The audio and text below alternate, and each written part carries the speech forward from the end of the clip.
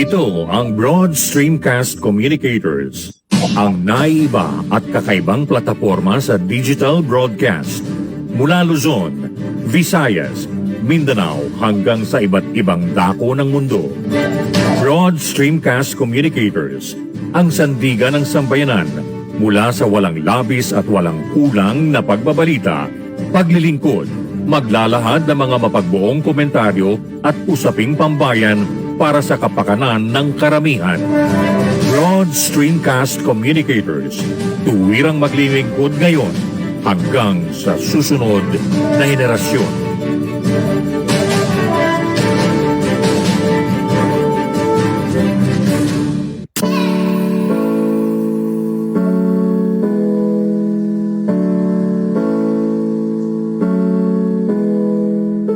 Buhay Online, chikahan at kaalamang pangkabuhayan. Ating tunghayan, pakinggan at tuklasin ang mga pangyayari at kaganapan sa mundo ng online. Buhay Online, chikahan at kaalamang pangkabuhayan. Alamin ang pinaka-latest trends mula sa trabaho at kung hanggang saan na ang narating ng teknolohiyang ito. At ngayon, narito na ang ating host, ang ating Techie Mami, si Jaye C. Bautista.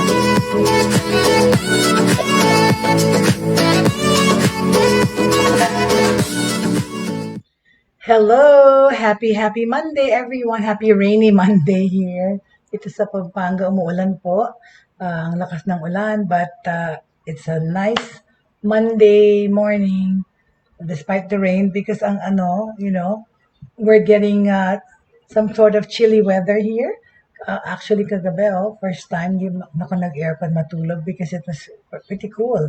Ibukas lang yung windows, tapos yung electric fan, maginaw pa. It's the weather's been really trippy and tricky, right? Minsan araw ang init-init, tapos biglang ulan, pero ngayon malamig na talaga yung hangin. Even if nakaupo lang kami sa labas dyan, so tapat ng ng aming compound here, merong malakas na hangin, a breeze, malamig na hangin na. Ang Pasko na feels, right? But how's everything? How was your weekend? I trust that people had a restful, safe weekend. Of course, sa balita, they're saying that the number of infections are going down, and this morning I read the news somehow that they are saying that they're hopeful that by the end of this month, mababa na raw yung infections and yung restrictions ay will ease up again.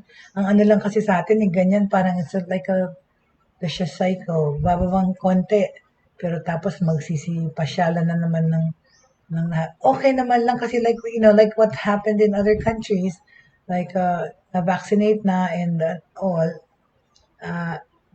is to keep observing the safety protocols of paghuhugas, pag-wear ng mask, right? So, kahit na, so gaya tinan nyo sa Taiwan, right? They're actually living such normal lives. Nakita nyo yun yung nagkaroon ng Congress doon po sa meeting ng yung China tsaka yung Taiwan.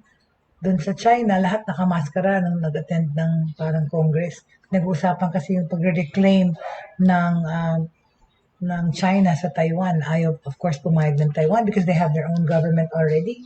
Yung successful na nagli-lead ng country is yung woman president nila, right?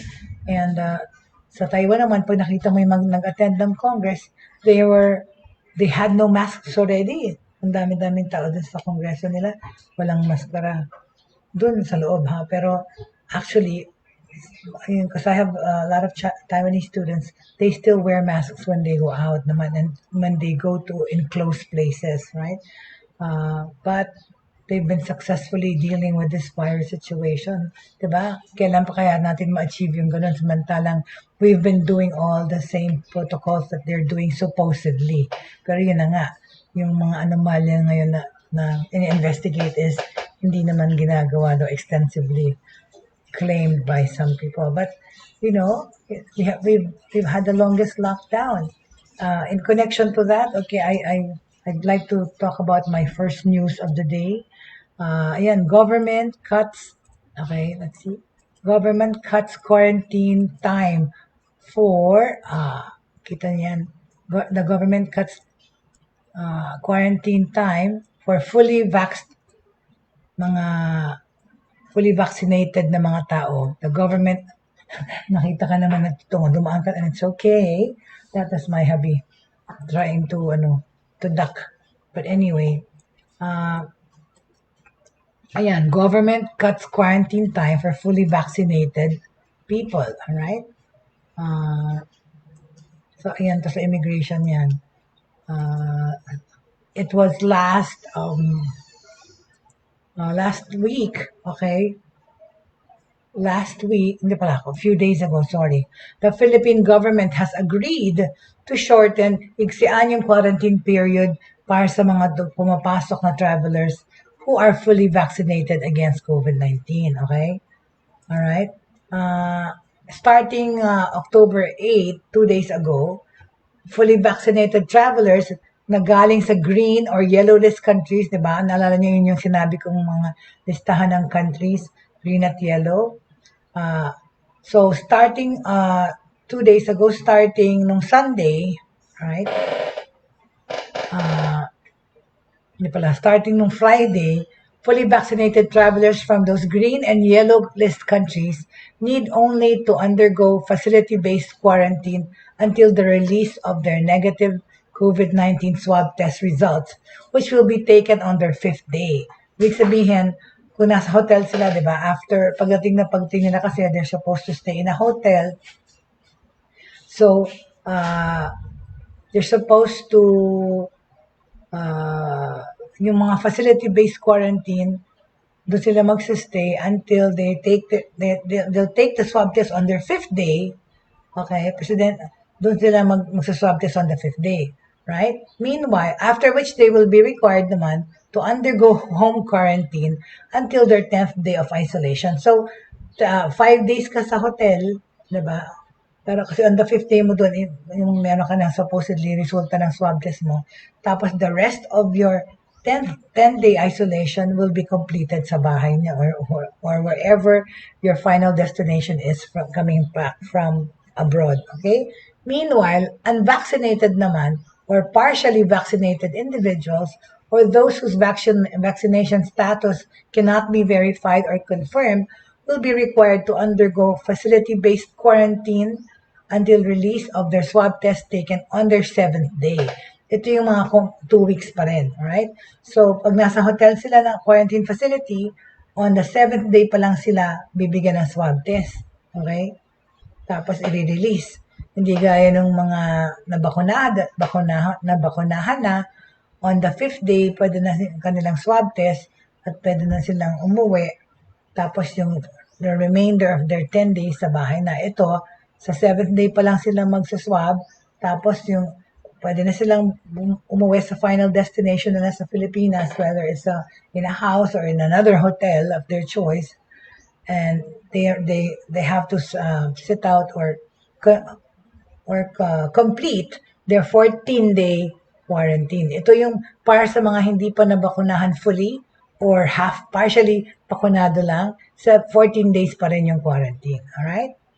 If the tests turn negative, then they will be required to undergo home quarantine until the 14th day. Ito yung mga para sa hindi pa bakunadong kompleto or isang dose pa lang ang nangyayari. Right? Okay? According to previous guidelines of the IATF, inbound travelers from countries classified under the green list qualify for 7-day facility-based quarantine instead of 10 days. Oh, wow!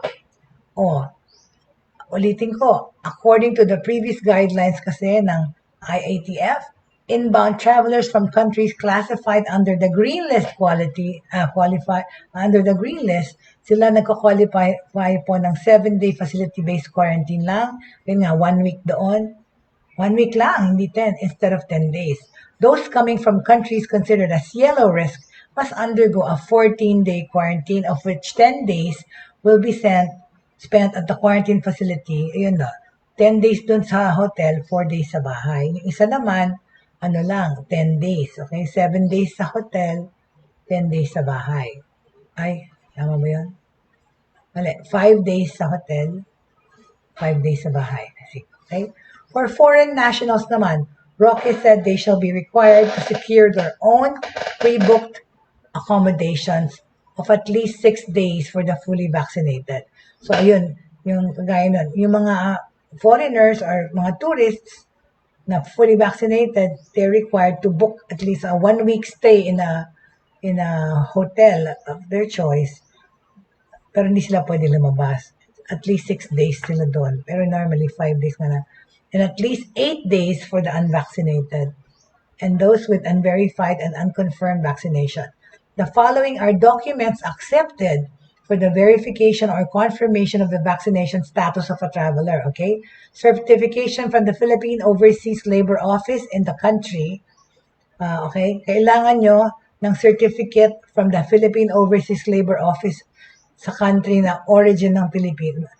In your country of origin for overseas Filipino workers, para to sa mga OFW, tsaka asawa nila at mga anak, magulang, or even children traveling with them. So, kailangan ninyo ng certification from the Philippine Overseas Labor Office in the country of origin for overseas Filipino workers, okay? Vax Cert PH Digital Vaccination Certificate, or BOQ issued International Certificate of Vaccination or Prophylaxis for Filipinos or foreigners fully vaccinated in the Philippines, okay? The National Digital Certificate of the foreign government, which accepted VaxCert PH under a reciprocal arrangement or BOQ issued ICV for non-OFWs and foreigners fully vaccinated abroad, okay? All right.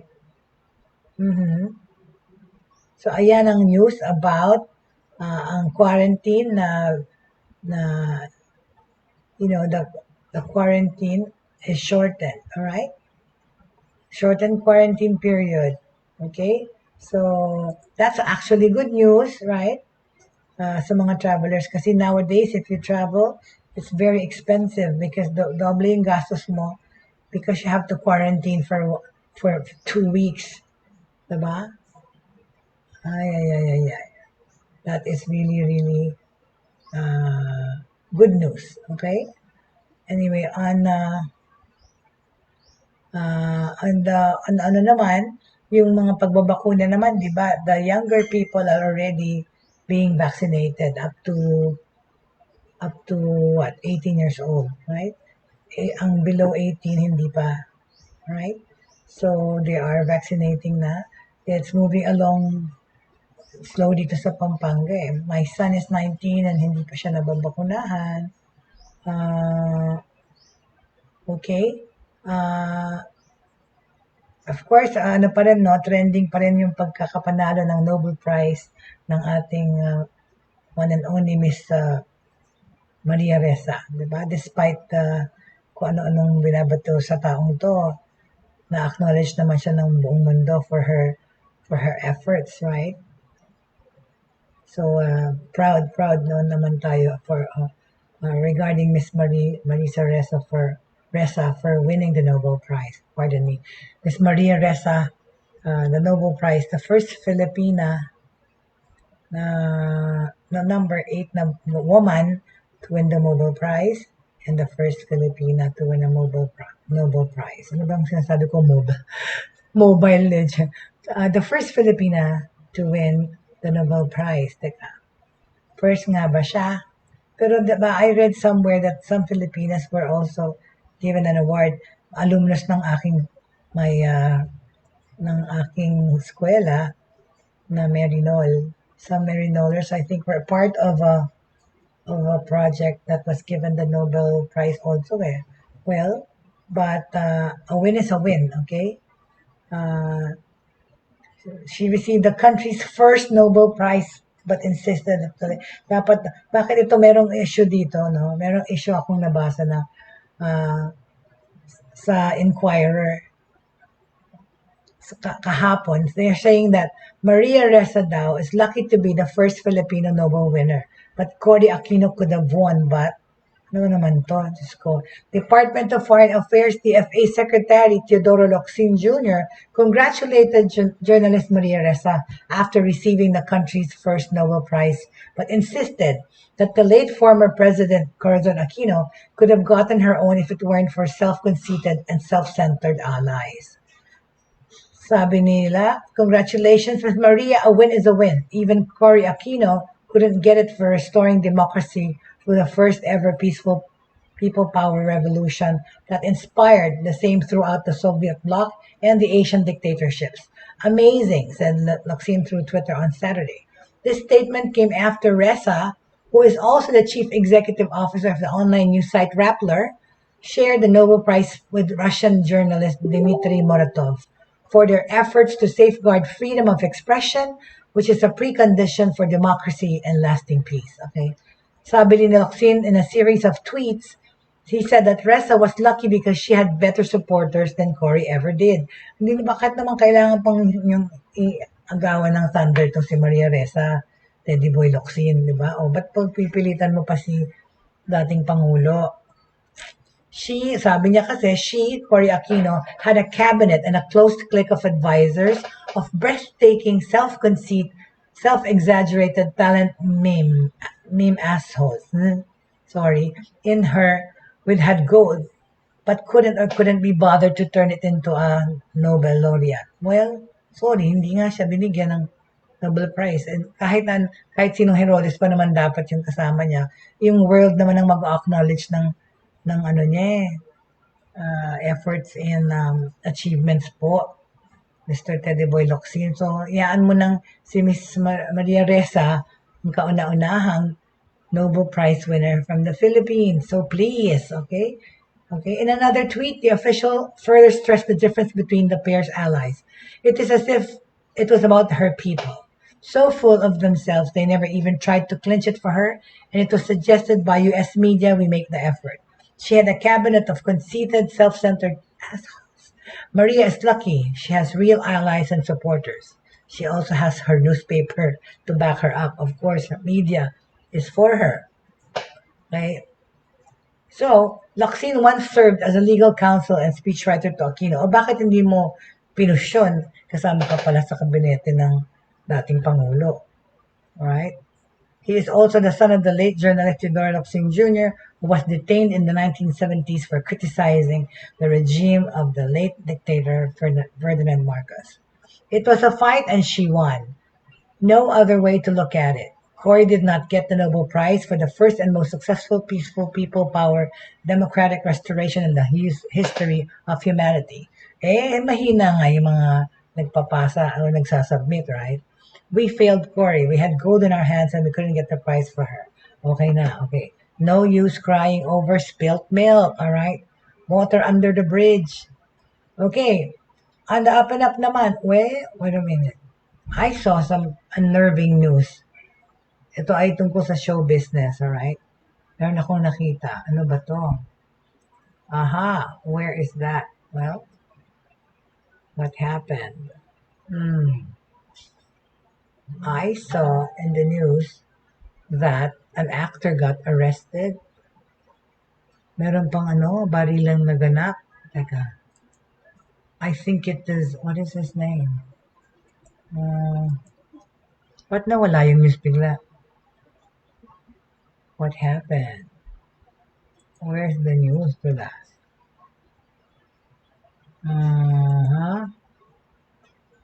Where is it? Nawala yung news. I can find it. Hold on. It's about show business, okay? And the sad part is it was entertainment, okay? Alright, let's see. In the world of entertainment, okay, dito sa Pilipinas, alright, unang-una muna, ang Tok, ito ang bagong parang Grab at saka Uber yung Tok. Ang latest endorser nila ay si Vice Ganda. Okay, alright. But kanina may nakita ako news, hindi ko na mahanap. Yung si Jake Cuenca, the news said that he got arrested for for a shooting incident. Is it involving a Grab driver? Aha. Let me see. Where did that go? Okay, let me just Google is my friend, right? I saw it earlier, biglang nawala sa live feed ng newspaper. There you go. So what happened? It is Jay Cuenca, okay? All right. Jay Cuenca was nabbed yesterday for reckless impudence, all right? Ayan. Ito, sige, pakita natin. Tara, pakita natin yung news.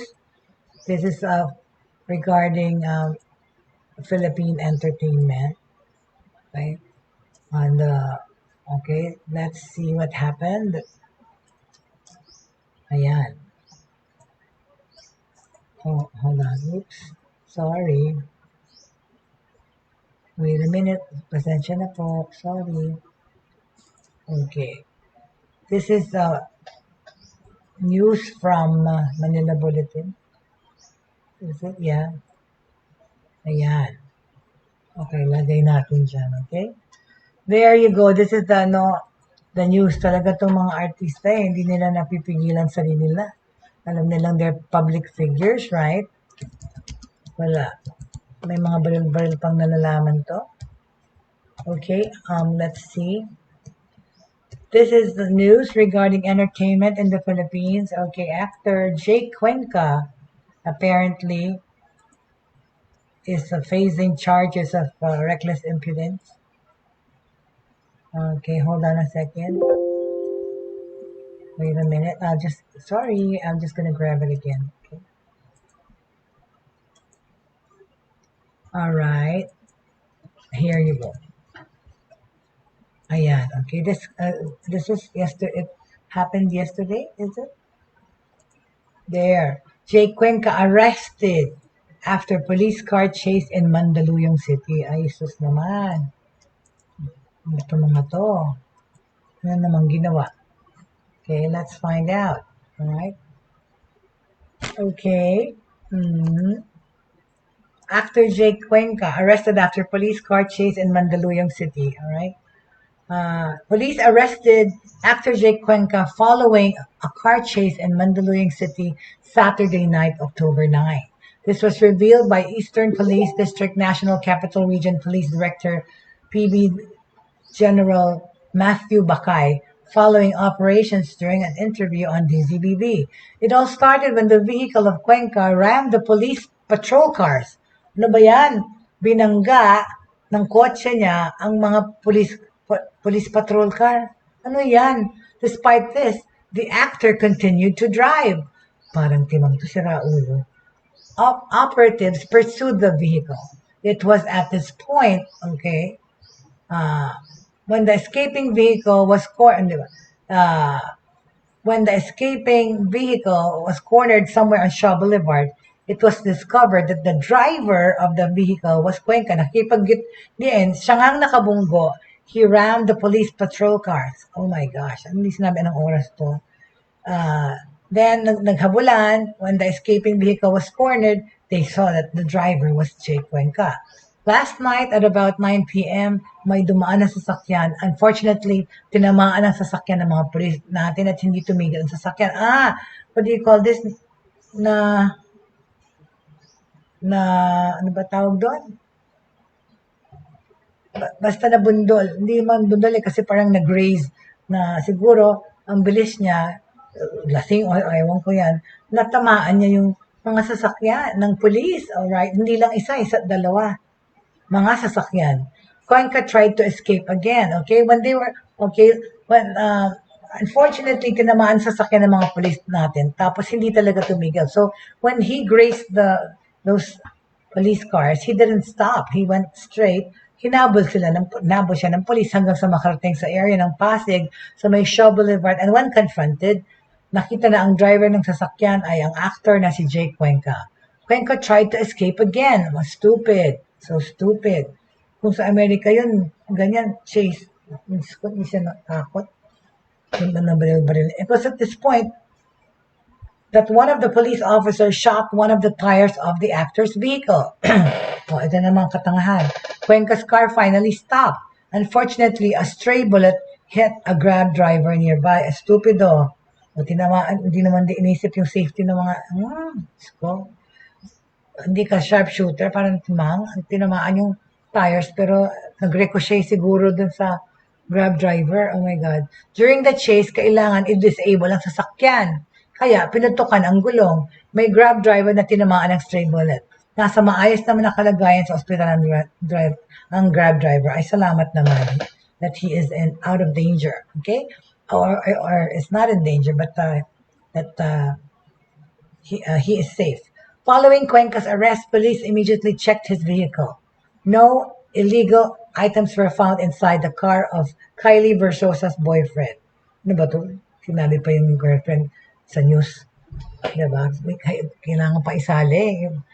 Charges of reckless imprudence resulted to damage to property were filed against the actor. Upon inspection ng sasakyan, wala namang nakitang illegal. He was arrested kasi meron tayong ikakaso sa kanya na reckless imprudence resulting to damage to property. Okay? Ayan yan. Diba? So wala, hindi siya drug, hindi siya lasing. Yun nga, nabunggo niya yung mga sasakyan. Ang sama na hindi siya tumigil. Siguro natakot rin siya na pulis yung nabangga niya.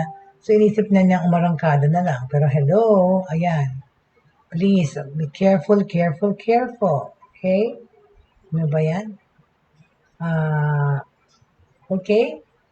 In ano pa rin, right? In entertainment, no? Nauna natin kasing pag-usapan na entertainment. Nowadays, in this pandemic, right? Iba-ibang ways tayo to entertain ourselves, okay? Pero,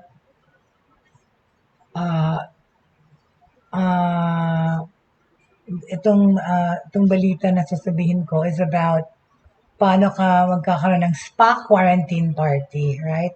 Because di ba, dati uso yung pag merong celebration, or mga bridal shower, may spa party. So, pwede pala yung spa quarantine party, right? Paano yung spa quarantine party? Pero naman itong picture na to, walang mga maskara yung yung customer, yung mga naggagawa lang, okay? Ang naka PPE, hindi mag-PPE mask lang. Okay, so tingnan natin. Medyo parang delikado rin yata, yun ano. Alright, here you go. Okay, let me show you again. Para ito yung eksena sa ng spa party. Because alam ko talaga for a fact, may mga nagsa-spa party rin pa rin ngayon eh. Exactly. Basta lang daw naka-face mask and all. Tsaka dapat limited yung tao. Hindi ka galit ito. Papakita ko lang sa picture, right? There's a lot of people and there's no social walang social distancing dito sa party na to. Ano man to? Quarantine. Okay? Tara! Okay. So, let me get that. Okay, so ito, tanggalin ko na itong Jaye ka na to. Hindi ka na relevant dyan. Sira ulo pa. Anyway, these people kasi, they feel so entitled, right? There you go. There's the spa party. Oh, hindi man social distancing yan. Ayan, a spa quarantine party. Okay? Okay, how do we go about that? Well, now that we are all shifting, we are already living in this new normal. Many of us have been looking for new ways to celebrate different milestones like birthdays, bridal showers, while staying at home. Some of us had resorted to Zoom parties and some had intimate celebrations with only a few people. As the Philippines lockdown is slowly easing up and more people are getting vaccinated, there have been more inventive ways to celebrate at home. One of the unique celebrations is now offered, itong mga spa quarantine party. Itong Massage Manila merong siyang massage bar, okay? The massage bar will bring you a whole spa at home. Ito. Pag gusto mong mag-intimate party sa bahay mo, it will bring a whole spa at home. They will have a whole Instagram-worthy spa setup, signature massages, foot spa, hand paraffin, facial manicure, and pedicure. Ba? Ganon talaga. So yun, isi-simulate, dadalhin yun sa bahay mo. Tama. Dati nagpapaganyan kami ni Rufy sa bahay nila, nagpa-spa party na rin sa house. But of course, before pandemic, meron na talagang ganyan. Pero ngayon, pwede pa rin gawin. Kaya lang, dapat naka-PPE. I think dapat naka-PPE yung mga gagawa. Kasi dito tingnan nyo, itong sa picture na to, hindi naman naka-PPE. Hindi naman naka-PPE. Ayan, oh. Ganyan, yung spa party sa bahay. Hindi man naka-PPE yung Well, naka-mask naman. Siguro double mask yun. But if you wanna risk it, buy your beer, bahala kayo. So yun, yan this kind of parties are available now from Massage M&L's Massage Bar. It's perfect for bridal showers, gender reveals, birthdays, or even just a normal day that you want to enjoy with friends and family. You and a couple of friends can enjoy different specialized massages like lymphatic drainage, myofascial, signature pre- and postnatal, or their premium massages. So, dapat yan, konting tao lang. Siguro 3, 4 at the most, right? Huwag yung tsaka hindi nakamaskara Hindi sila yung mag-spread to each other. Kasi bisita yun Pero kung bahay mo mismo, kayong magkakasama sa bahay, pwede siguro to. Kung yung buong household, papumasahe kayo, masarap yun. Like kami, my family, my immediate family, of course, me and my partner now and my son, we love massages. I mean, even when nasa Manila kami, anak ko, at least twice a month, papa home service kami ng anak ko And siguro, pwede rin yan dito. Pero syempre, safety first. Ang Massage Manila is available in Metro Manila and nearby provinces. And you can book them through www.massagemnl.com. All right?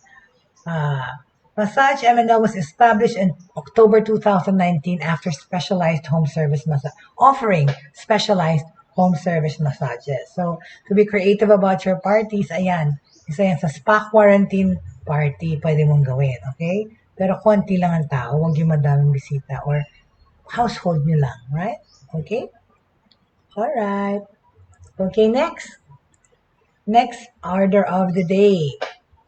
Ta-da!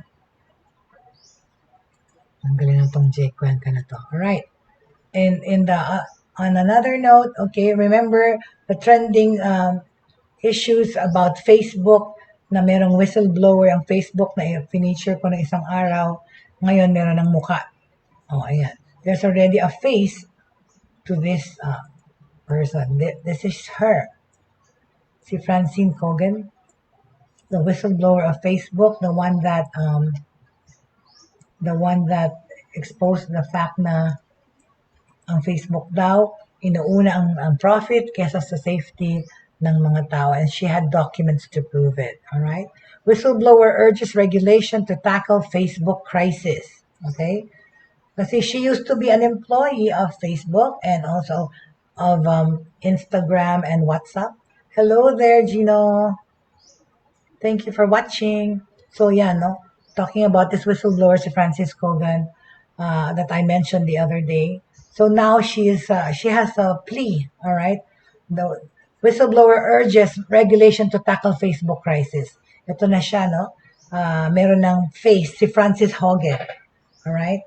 She was the one, Facebook whistleblower told U.S. lawmakers noong Tuesday last week that the social media giant fuels division, harms children, and urgently needs to be regulated, drawing pledges Congress would take up long-delayed action. This testimony by ex-employee, di ba? Dati siyang nagtatrabaho sa Facebook, tsaka siya rin ng sa Instagram at WhatsApp. She works for the misinformation division yata. She was the head.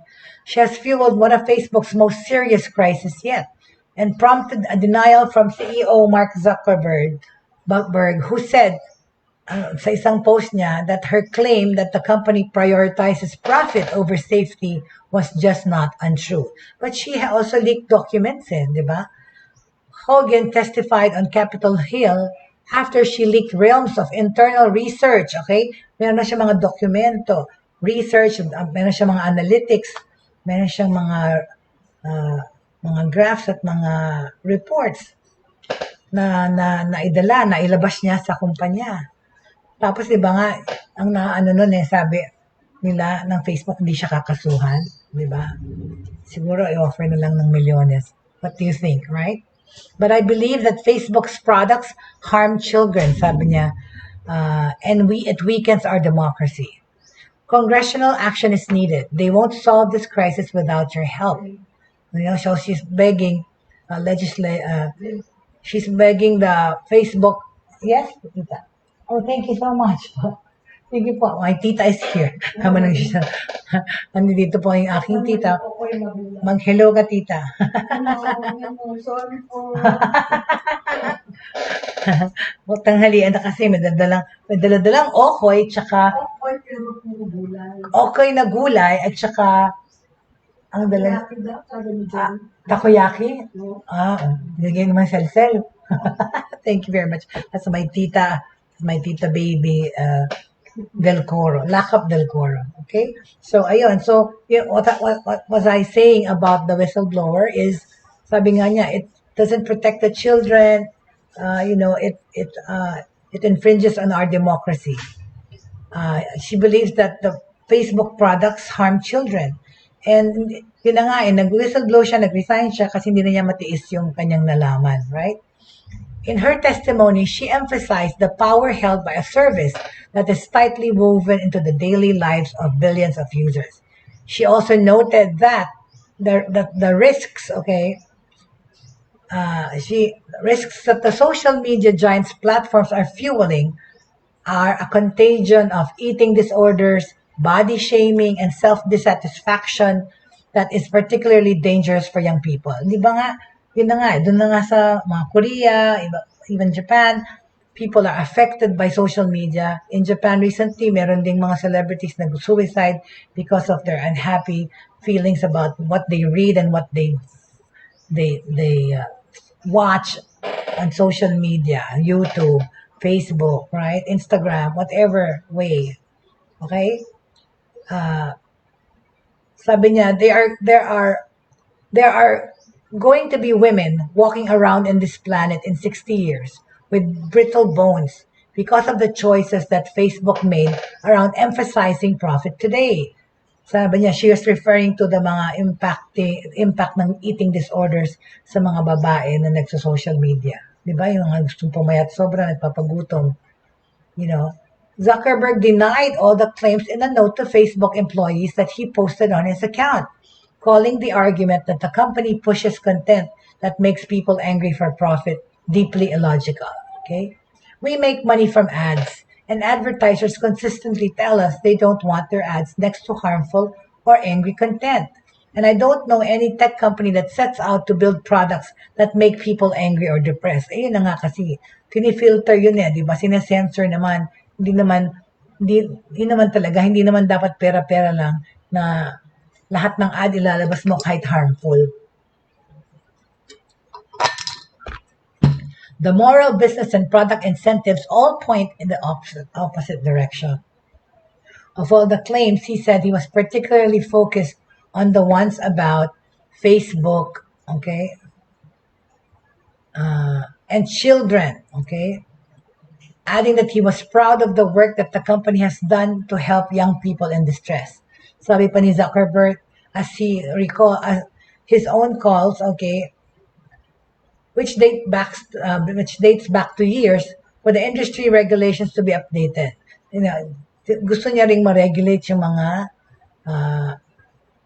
industry regulations na gusto niya ma-update din. Repeating that Facebook stands, Congress was the right body to do that. After Hogan's testimony, some members of Congress agreed, Here's my message for Mark Zuckerberg. Your time of invading our privacy, promoting toxic content, and preying on children and teens is over. Yan ang sabi ni Senator Ed Markey. So nag-agree sila dito kay Francis Hogan. Congress will be taking action. We will not allow your company to harm our children, our families, and our democracy anymore. Oh, strong words, right? So ayan, nanganganib ang Facebook. Meron kayang kinalaman yung outage ng Facebook na isang araw ng 6 na oras? Siyempre, ang Amerika mahiligan sa maggagawa ng mga conspiracy theories eh. Well, at intriga. Anyway, Senator Amy Klobuchar said she sees the whistleblower's disclosures as the long-needed push to get Congress going and make a move on this Facebook, okay? I think the time has come for action, and I think you are the catalyst for that action, she told Hogan. U.S. lawmakers for years have threatened to regulate social media platforms. Hello, dapat noon pa nila ginawa. Kasi naman talaga, detrimental ng iba eh.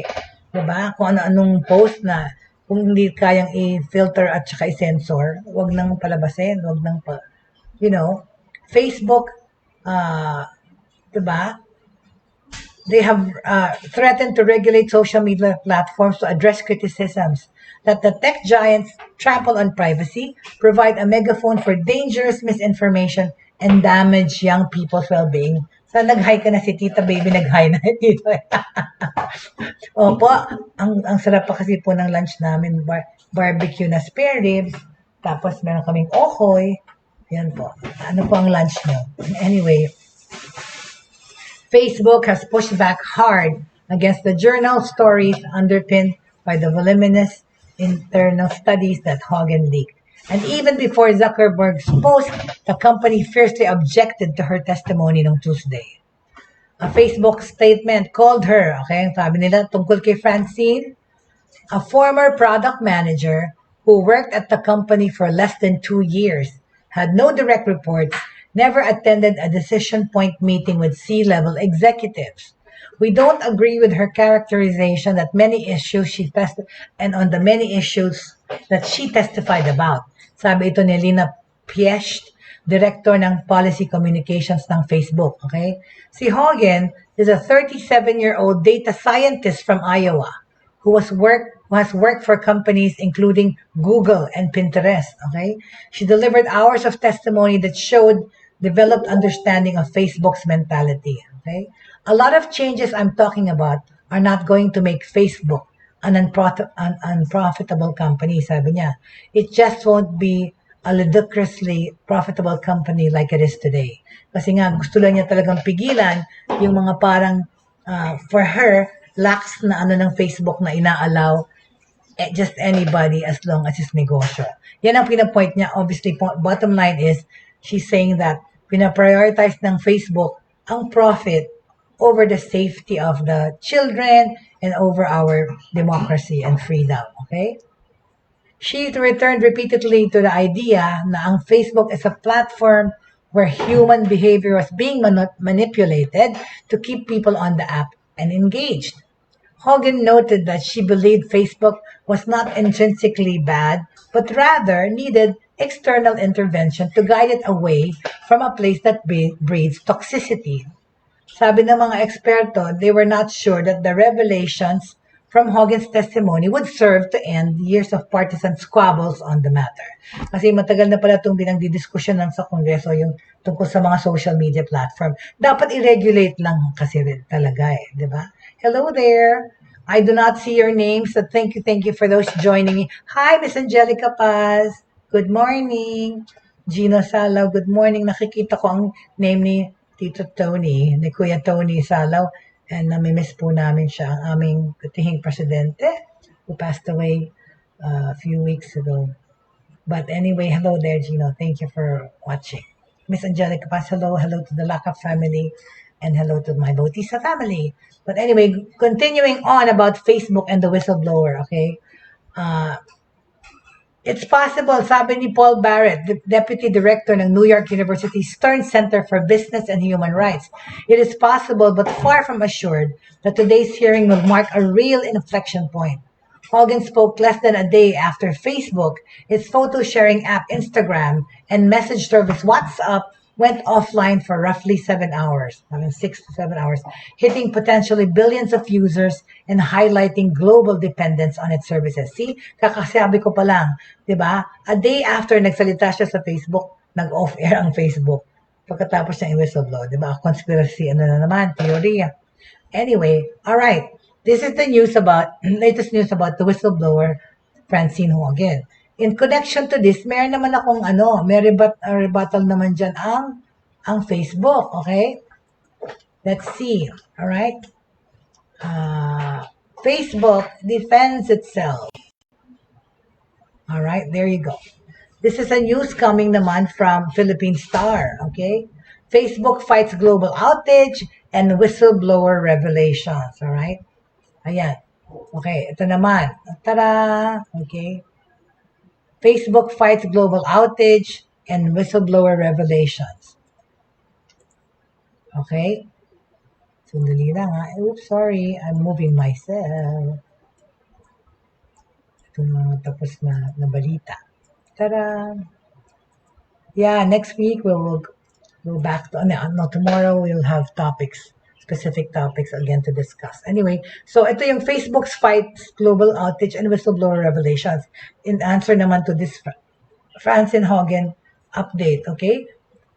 Washington, United States. Dito galing sa Philippine Star Global. Facebook battled dueling crisis on Monday as it faced a large-scale outage of its dominant social network for 7 hours. No, isang araw, 6 hours. So 7 hours pala talaga. And fought against the whistleblower's damning revelations. Many long-held fears and criticisms about the platform seem to have been backed up by Facebook's own research, which ex-worker Frances Haugen has turned over to authorities and the Wall Street Journal. But as U.S. senators prepared for highly anticipated Tuesday testimony on the documents, which nangyari na nga, Facebook struggled to end an hours-long outage that potentially hit tens of millions of users across its platforms, including Instagram and WhatsApp. Tracker Down Detector said it had received 10.6 million reports of problems ranging from the United States and Europe to Colombia and Singapore, with trouble first popping up at around 15:45 or 3:45 in the afternoon sa kanila sa Amerika. Roughly 7 hours later, services began returning online. Okay? Kasi dito sa Pilipinas, nangyari mga 10:42 ng gabi. Right? We've been working hard to restore access to our apps and services and are happy to report they have come back online. Okay? And nagbalik na nga naman. Wala nang problema. Right? Facebook had reconnected to the global internet, but it was expected to take a bit of time to get the social network's family of services back running smoothly. Web security company Cloudflare said in a blog. Okay, Facebook has not communicated on the possible cause of the outage, but cybersecurity experts noted that they had found signs that online routes that lead to people to the social giant were disrupted. Online routes that led to people? Hala. Facebook and related properties disappeared from the internet in a flurry of BGP updates. Okay. During the outage, the company's chief technology officer, Mike Schopfer, tweeted, "Sincere apologies to everyone impacted by the outages of Facebook-powered services right now.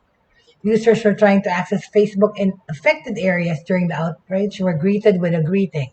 Something went wrong. We're working on it. We'll get it fixed as soon as we can." Okay? Facebook has pushed back hard against the outage regarding its practices and impact, but this is just the latest crisis to hit the business. Okay? Kasi nga, U.S. lawmakers for years ay nag-threaten na i-regulate ang Facebook and other social media giants to address criticisms that the platforms is trampling on privacy, safety, and dangerous misinformation and damages the young people's well-being. Okay? So after years of criticism directed at social media without major legislative overhauls, some experts were skeptical that change was coming because nga itong sa paglabas lantad nitong si Frances Haugen. So ma-actionan na, ilang years na palang mga nagrereklamo tungkol sa social media. Si Haugen nga, yung 37-year-old data scientist from Iowa, She has worked for companies like Google and Pinterest, okay? Nagpa-interview siya sa 60 Minutes, it's a show in America, and he said that Facebook was substantially worse than anything she had seen before. Grabe, no? Facebook's Vice President of Policy and Global Affairs, Nick Clegg, vehemently pushed back at the assertion its platforms are toxic. Sabi nila, after 10 hours-long congressional hearing, dinanay ng Facebook yan, sinabi lang hindi totoo yan, that they're harmful and toxic sa mga teenagers,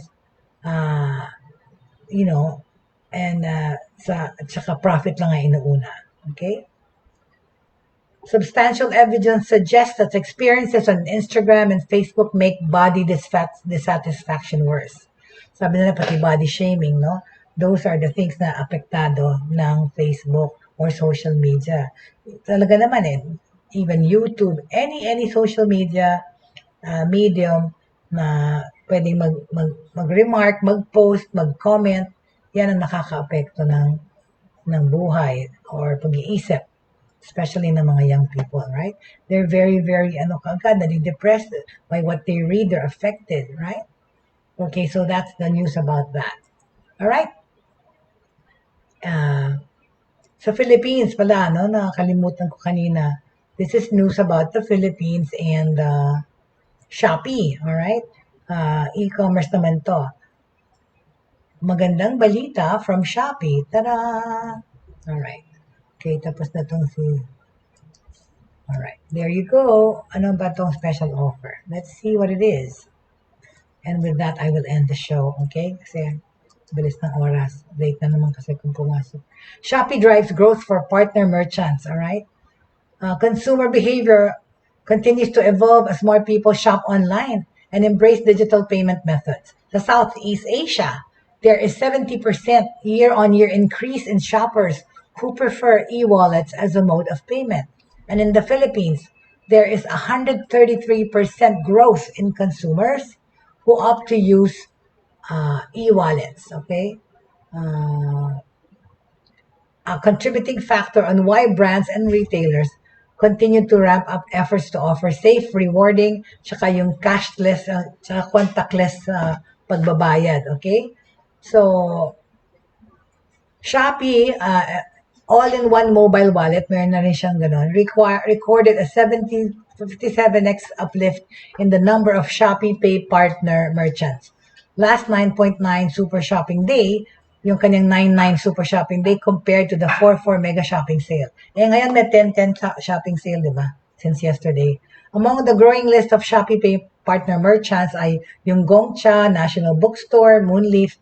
They share how Shopee Pay helps drive their brand's growth through enhanced promotional strategies.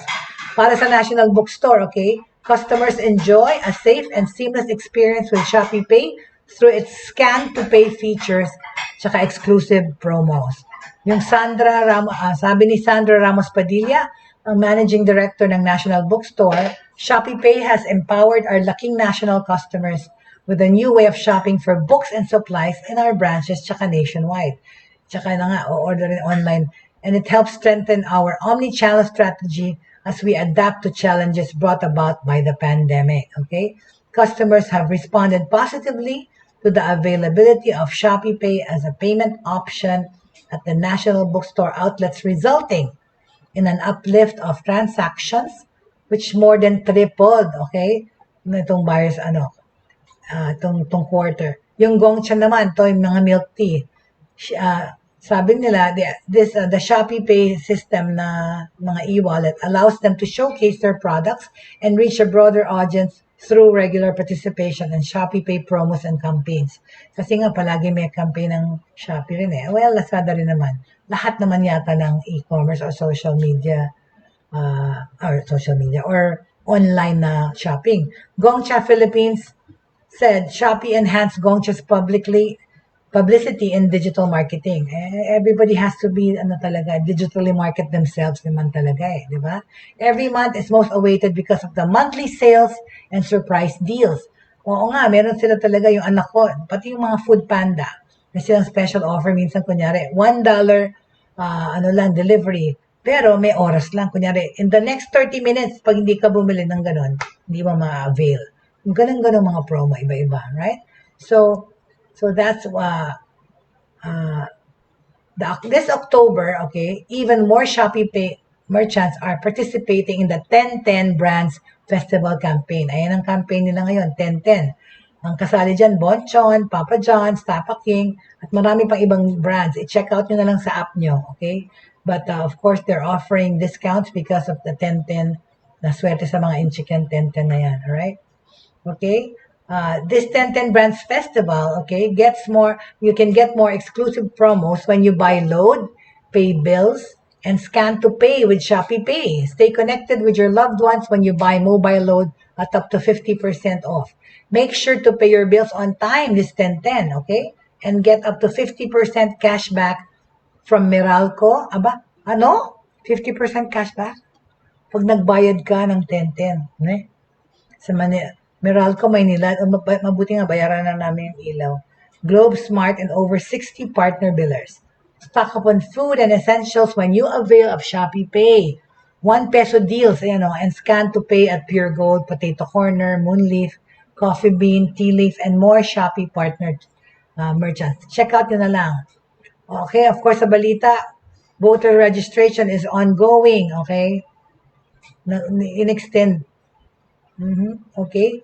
So there. So that is my last news for the day. Marami pa tayong pag-uusapan yan, no? Yung mga nagtatest ng papunta sa Mars naman. Tomorrow na yun, international news. Okay?